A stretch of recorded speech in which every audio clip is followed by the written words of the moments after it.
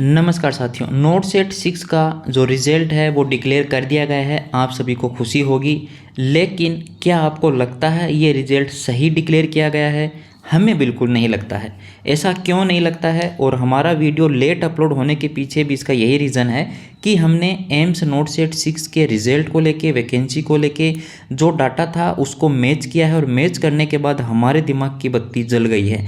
इसीलिए हम भी आपको फैक्ट बताने वाले हैं जो आपके दिमाग की बत्ती को जलाने वाले हैं। रिज़ल्ट आ गया है, आपको सिटी चॉइस करना है। वेरी गुड, आप सभी को कॉन्ग्रेचुलेशंस भी हम बोल दें जो क्वालिफाई हुए हैं, और जो नहीं हुए हैं उनको बता दें कि आप अपने नेक्स्ट एग्ज़ाम की तैयारी कंटिन्यू कर सकते हैं। देखिए, यहाँ पर हम कोई किसी पर अभी ये नहीं बोल रहे हैं कि ये रिज़ल्ट सही नहीं है, इसमें गलती हुई है। ये आप खुद अभी थोड़ी देर में डिसाइड करने वाले हैं कि क्या एक्चुअल में ये रिज़ल्ट सही डिक्लेयर किया गया है एम्स के द्वारा या नहीं किया गया है। हम आपके सामने कुछ ऐसा डाटा पेश कर रहे हैं जिससे आपको लगेगा कि यार कहीं ना कुछ तो सही हो सकता है इस डाटा में। तो सबसे पहले आपको नोट सेट 6 का जो रिज़ल्ट आया है इसके बारे में छोटी सी बातें हैं जो आपको बता देते हैं। उसके बाद हम डेटा एनालिसिस की तरफ बढ़ने वाले हैं जो आपको बिल्कुल देखना चाहिए। थोड़ा सा धैर्य, थोड़ी सी शांति रखिए, आपके सामने सारी बातें खुल के आने वाली हैं। सबसे पहले आपको बता दें कि टोटल कैंडिडेट जिन्होंने फॉर्म भरा था 82,000 के आसपास थे। अपीयर कैंडिडेट थे जिन्होंने एग्ज़ाम दिया था वो 75,000 के अराउंड थे। क्वालिफाई होने चाहिए थे 42,511 के आसपास, लेकिन केवल और केवल स्टेज सेकंड के लिए आए हैं 8,041 कैंडिडेट, मतलब 8,041 कैंडिडेट हैं जो ये एग्ज़ाम देने वाले हैं। पहली बात आप हमें बताइए, जब एम्स वालों ने बोला था कि जितनी वैकेंसी होंगी एम्स की, अगर अपन बात कर रहे हैं, ये डाटा केवल और केवल एम्स के लिए है, सेंट्रल गवर्नमेंट हॉस्पिटल के लिए हम डिस्कस नहीं करेंगे। एम्स की टोटल वैकेंसी थी 1524। अगर इसको 5 से अपन मल्टीप्लाई कर देते हैं तो टोटल क्वालिफाई कैंडिडेट होने चाहिए थे 7,620, लेकिन इन्होंने कितने कर दिए यहाँ पर 8041। चलिए, सेंट्रल गवर्नमेंट हॉस्पिटल का डाटा भी अगर यहाँ पर मिलाया जाए तो हो सकता है कि ये डाटा सही है, लेकिन अब आपके दिमाग की बत्ती जलाने वाली जो बात है वो हम स्टार्ट करते हैं। लेकिन जो कैंडिडेट यहाँ पर क्वालिफाई हुए हैं उनको क्या करना है, 22 अप्रैल से पहले या 22 अप्रैल 5 PM तक अपना सेंटर जो चॉइस है वो कर लेना है। उसके बाद आपको कोई चांस या मौका नहीं मिलने वाला है। इसके अलावा 2 मई को आपका जो एडमिट कार्ड है वो रिलीज़ कर दिया जाएगा और 1 वीक पहले आपको एग्ज़ाम सिटी बता दी जाएगी कि आपका एग्ज़ाम किस सिटी में होने वाला है। तो ये बात हुई है नोट सेट 6 के रिगार्डिंग।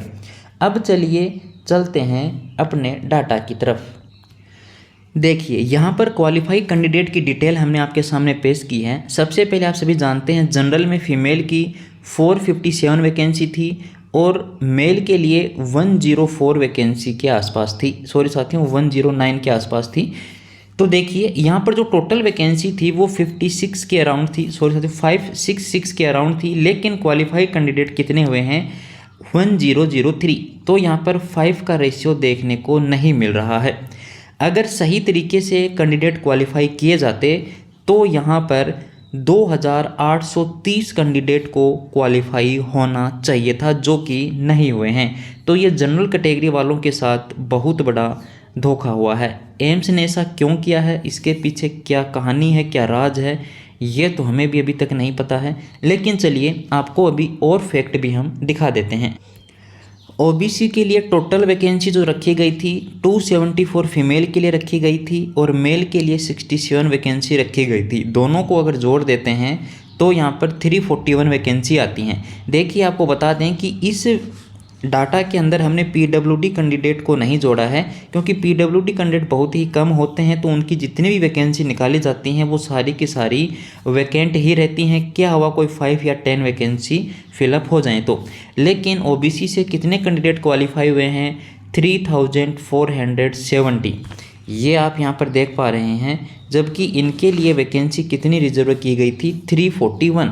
इसके हिसाब से ओबीसी से केवल और केवल 1,705 कैंडिडेट क्वालिफाई होने चाहिए थे, लेकिन इन्होंने कितने कर दिए, 3,470।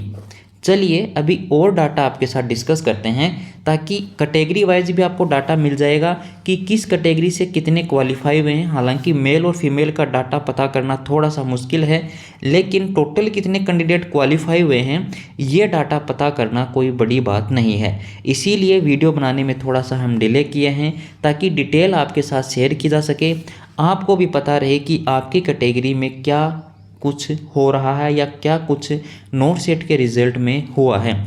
चलिए अब अपन आगे की तरफ बढ़ते हैं।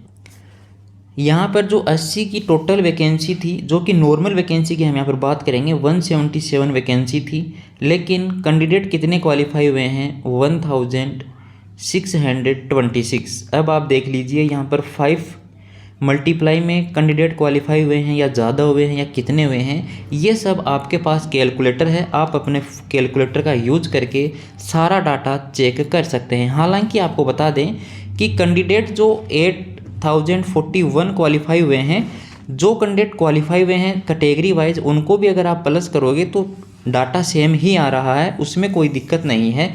लेकिन जो कैटेगरी वाइज जो वैकेंसी का क्वालिफिकेशन था और जो टोटल वैकेंसी था, उसके रेशियो में कहीं भी मैच नहीं हो रहा है, ये आपके सामने है। चलिए अब हम आपको और भी डाटा दिखाते हैं, ताकि आपको पता लगे कि एक्चुअल में क्या हो रहा है।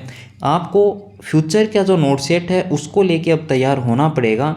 आपको ये सबसे ज़्यादा जो जनरल कैटेगरी वाले कैंडिडेट हैं उनको सोचने वाली बात है कि जब आपकी वैकेंसी इतनी ज़्यादा हो रही हैं और ओबीसी कैंडिडेट आपकी सीट को रोक रहे हैं, तो कहीं ना कहीं अभी आपको क्या रणनीति अपनानी होगी, क्या ऐसी योजना बनानी होगी ताकि आगे आपको सिलेक्शन में कोई ज़्यादा दिक्कत का सामना ना करना पड़े।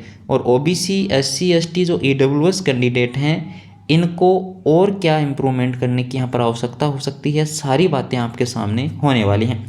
अब अपन चलते हैं एसटी की तरफ कि एसटी की टोटल वैकेंसी कितनी थी नोट सेट 6 में। हमें लगता है कि नोट सेट 6 में एसटी की टोटल जो वैकेंसी थी 96 थी। इसमें पीडब्ल्यूडी कैंडिडेट को मेंशन नहीं किया गया है, मेल और फीमेल दोनों को ही नहीं जोड़ा गया है। लेकिन क्वालिफाई होने वाले कैंडिडेट 794 हैं, दोनों मेल और फीमेल इसमें कॉम्बिनेशन है।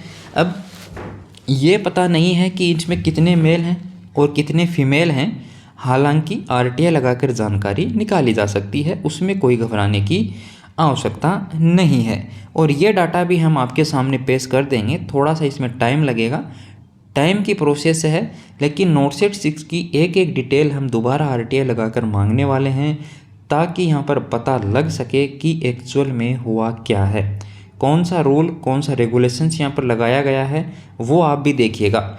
आप जो टोटल वैकेंसी निकाली गई है उसको 5 से मल्टीप्लाई कीजिएगा और डाटा निकालने का प्रयास कीजिएगा कि कितने कैंडिडेट क्वालिफाई होने चाहिए थे लेकिन कितने हुए हैं।